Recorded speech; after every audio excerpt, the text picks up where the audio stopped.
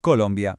Más de medio siglo atrapada en una especie de bucle, un ciclo casi sin fin de intentos de paz y de vuelta a la guerra. Es una historia llena de esperanza, de traiciones, de una búsqueda constante de algo tan básico como la estabilidad. Vamos a meternos de lleno en esta cronología tan compleja para intentar entender qué ha pasado, qué ha marcado a tantas y tantas generaciones. Y al final todo nos lleva a la misma pregunta, ¿verdad? La pregunta del millón. ¿Por qué? ¿Por qué ha sido tan difícil conseguir una paz duradera en Colombia? Si logramos acercarnos a una respuesta, bueno, ahí está la clave para entender el último medio siglo de su historia. Vale, para intentar responder a esa pregunta vamos a hacer un viaje en el tiempo. Empezaremos en los años 70, en las raíces de todo, luego los primeros intentos de diálogo en los 80, esa época tan extraña de los 90, la famosa apuesta del Caguán, la guerra total de los 2000 y finalmente llegaremos al acuerdo de 2016 que, bueno, ya veremos cómo fue. Venga, arrancamos. Años 70. Hay que imaginarse el ambiente. Se acaba el llamado Frente Nacional, ese pacto que se repartía el poder entre los dos grandes partidos. ¿Y qué queda? Pues un desencanto brutal, un ¿para qué votar si siempre son los mismos? Y ese cabreo, ese vacío, se convierte en el caldo de cultivo perfecto para que surjan guerrillas nuevas y mucho más atrevidas. Es que fue una cadena de acontecimientos, una auténtica tormenta perfecta. Mira, en el 74 se acaba el pacto y se crea ese vacío político.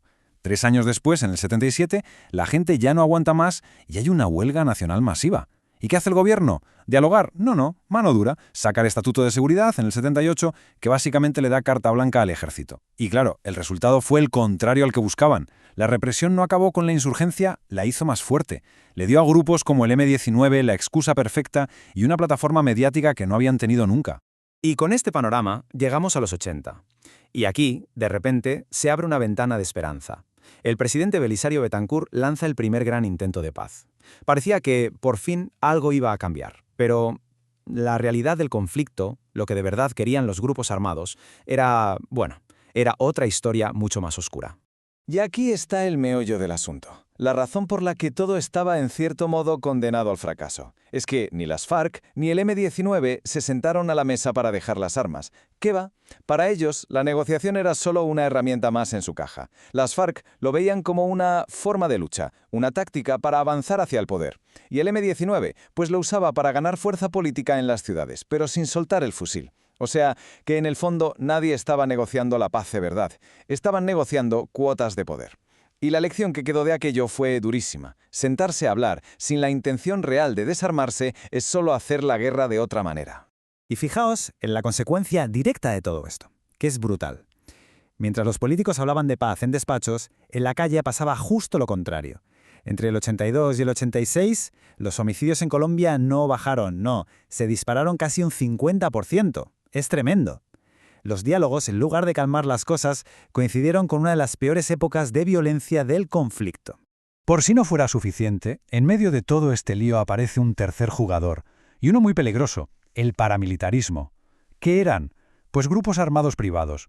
Al principio los financiaban los grandes terratenientes para defenderse de la guerrilla, pero ojo, enseguida se metió el narcotráfico poniendo muchísimo dinero, y a menudo contaban con el visto bueno o la ayuda directa de algunos militares locales. Nacieron, supuestamente, para combatir a la guerrilla, pero su objetivo real se amplió: atacar a cualquiera que pareciera simpatizar con ella. Básicamente se dedicaron a reventar cualquier intento de paz desde dentro.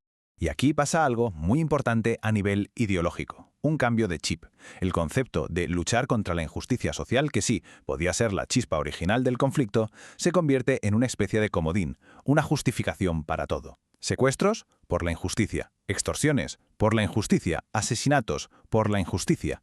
Todo valía en nombre de esa lucha. Se borraron todas las líneas rojas, éticas y humanitarias. Esta línea de tiempo es, sencillamente, la crónica de un desastre.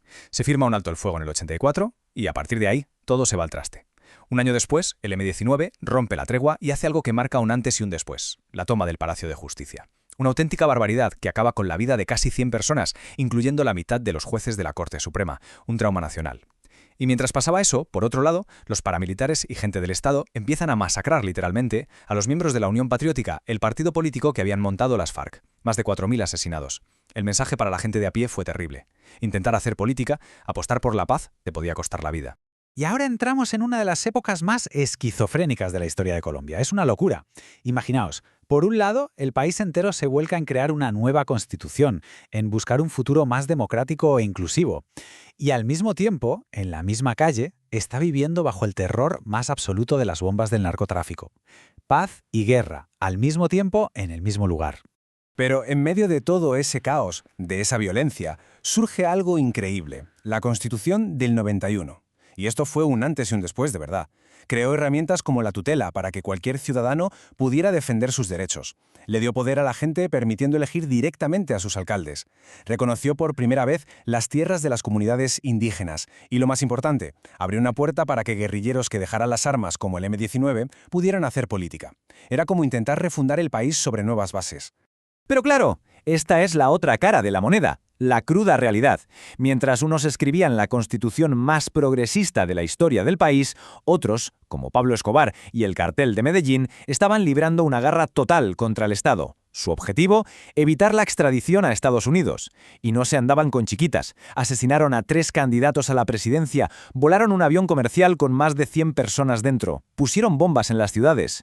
Es esa debilidad del Estado, atacado sin piedad por el narco, la que convivía con el sueño de un país nuevo. Saltamos ahora a finales de los 90. Y aquí llega, probablemente, el intento de paz más recordado, más ambicioso y, al final, más polémico de todos. Las negociaciones del Caguán, con el presidente Andrés Pastrana. Esto no fue un diálogo cualquiera, fue una apuesta a todo o nada que tuvo al país en vilo durante 3 largos años. Para que nos hagamos una idea de la magnitud de la apuesta, el gobierno hizo una concesión gigantesca. Despejó al ejército de una zona enorme, de más de 42.000 kilómetros cuadrados. Eso es más o menos como todo el territorio de Suiza. Y se la entregó a las FARC para que tuvieran un sitio seguro donde negociar. La intención era buena, generar confianza. Pero la percepción de muchísima gente, y de los propios militares, fue que el Estado estaba rindiéndose, cediendo territorio. Y la apuesta salió mal, terriblemente mal. ¿Por qué? Bueno, por varias razones. Primero, las FARC no usaron esa zona para la paz, la usaron para rearmarse, para entrenar gente y para mover droga. Segundo, las negociaciones se eternizaron, se pusieron a discutir de todo, del modelo económico, de todo. Y mientras, seguían con los secuestros y los ataques. La gente se hartó de lo que veían como una chulería de la guerrilla. La gota que colmó el vaso fue en 2002, cuando secuestraron a un senador en pleno vuelo. Ahí se rompió todo. El Caguán dejó una herida enorme y una lección. Dar tanto sin exigir nada a cambio puede ser un error fatal. Ese fracaso, esa frustración tan grande con el Caguán, provoca una reacción en cadena. Y esa reacción tiene un nombre: Álvaro Uribe.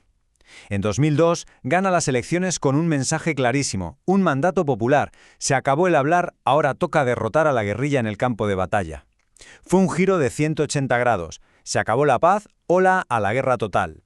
El legado de esta época es como una moneda con 2 caras muy distintas. Por un lado, los resultados en seguridad fueron evidentes, no se puede negar. Se rinconó a las FARC como nunca, se desmovilizaron más de 30.000 paramilitares y los homicidios cayeron en picado. La gente se sentía más segura. Pero, ¿la otra cara de la moneda?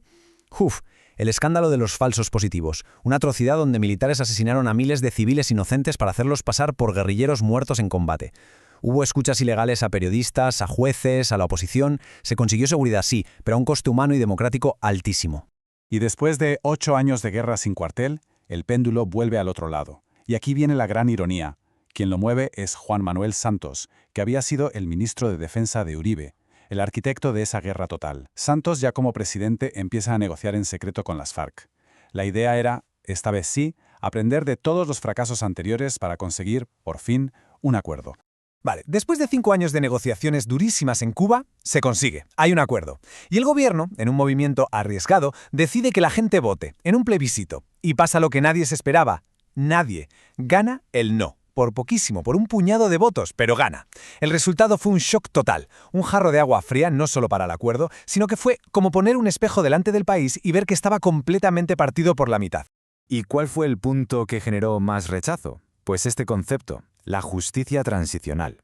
A ver, ¿qué significaba? Que los guerrilleros que confesaran todos sus crímenes, contaran la verdad a las víctimas y ayudaran a repararlas, no irían a una cárcel normal. Recibirían otro tipo de penas. Para los que negociaron el acuerdo era el sapo que había que tragarse, el precio a pagar para que entregaran las armas. Pero para los que hicieron campaña por el no, con Uribe a la cabeza, esto no era justicia, era simple y llanamente impunidad. Al final el acuerdo se renegoció un poco y se aprobó en el Congreso, sin volver a votar. Pero los problemas de fondo de Colombia siguen ahí. La firma no hizo desaparecer por arte de magia la pobreza en el campo, ni la desigualdad, ni hizo que el Estado apareciera de repente en sitios donde nunca ha estado. El narcotráfico sigue, y otros grupos armados ocuparon el espacio de las FARC. Y lo más irónico de todo es que muchos de estos problemas son precisamente las razones por las que la guerrilla dijo que se había levantado en armas hace 50 años. Su propia guerra, al final, solo ayudó a empeorarlos. Y todo esto nos deja con una última reflexión, una pregunta abierta. Está claro que se puede firmar un papel, un acuerdo, para que un grupo armado deje los fusiles. Se puede acabar con una guerra. Pero, ¿se puede construir una paz de verdad, una paz estable, si no se solucionan los problemas de raíz que provocaron esa guerra en primer lugar? Si todo lo que la causó sigue ahí, esperando, esa es la gran pregunta, y de su respuesta depende ni más ni menos que el futuro de Colombia.